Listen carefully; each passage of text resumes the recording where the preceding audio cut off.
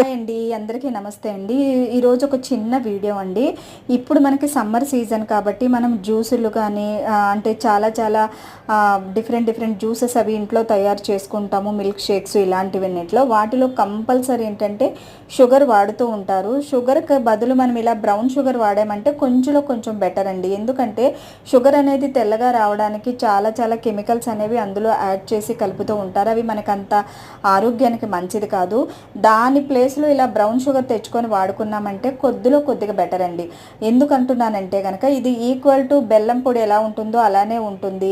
అలానే సేమ్ ఇప్పుడు మీకు స్వీట్నెస్ కూడా షుగర్ ఉన్నంత స్వీట్నెస్ ఉండదు, నార్మల్గా ఉంటుంది. టేస్ట్ కూడా బాగుంటుంది. అందుకోసం ఏంటంటే ఎప్పుడైనా వీలైతే ఇలా బ్రౌన్ షుగర్ తెచ్చుకొని యూజ్ చేయండి. ఇంకొకటి ఏంటంటే నేను ఎక్కువగా వాడేది బెల్లం అండి. బెల్లం ఆ టీలో కానీ కాఫీలో కానీ నేను ఎక్కువ బెల్లమే వాడతాను. కొన్ని వాటిలోకి అయితే షుగర్ వాడాల్సి ఉంటుంది కాబట్టి అలాంటప్పుడు ఇలాంటి తెచ్చుకో.